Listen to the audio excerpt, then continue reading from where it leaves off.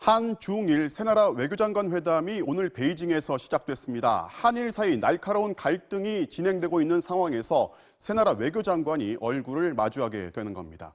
베이징 김희용 특파원을 연결해 보겠습니다. 김 특파원, 우선 오늘 오후에 국장급이 만나서 회의 일정을 시작을 했는데 제일 먼저 한일 간의 논의가 진행됐다고요. 네, 우리 측은 일본의 수출 규제 문제를 지적하고 빨리 철회하라 이렇게 촉구했다고 밝혔습니다. 한일 정보보호협정 관련해서 입장도 전달했다고 했습니다. 국장급 회담을 마친 뒤에는 그러나 여전히 전체적으로 양측 간의 입장차가 크다 이렇게 우리 외교당국은 밝혔습니다. 회담은 40분 정도 진행이 됐습니다. 이에 앞서선 중일회담 그리고 한중회담이 연이어 열렸습니다. 지금쯤은 공식 환영 만찬이 거의 끝나갈 시간입니다. 네, 지금 나가는 건 자료화면이었고요. 한일 외교장관 회담은 내일이에요. 양측의 분위기가 어떤지 짐작할 수 있는 게 좀 있습니까? 네, 일단 강경화 장관은 오늘 출국하면서 어려운 상황이다. 수출 규제 문제 등에 대해서 우리 정부 입장을 적극 개진하겠다고 밝혔습니다. 반면 고노다로 일본 외상은 징용 문제에 대해서 한국이 국제법을 위반했다. 이렇게 주장을 하고 이를 시정할 것을 촉구할 것으로 보인다고 일본 언론이 전망했습니다. 제기하는 쟁점이 엇갈리는 상황인데 다가오는 일정들이 또 긴박합니다.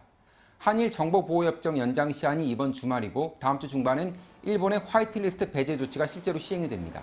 한일 양국으로서도 이번 회담에서의 논의가 최종 결정에 영향을 미칠 수밖에 없는 만큼 회담장이나 취재하는 기자들이나 신중한 분위기입니다.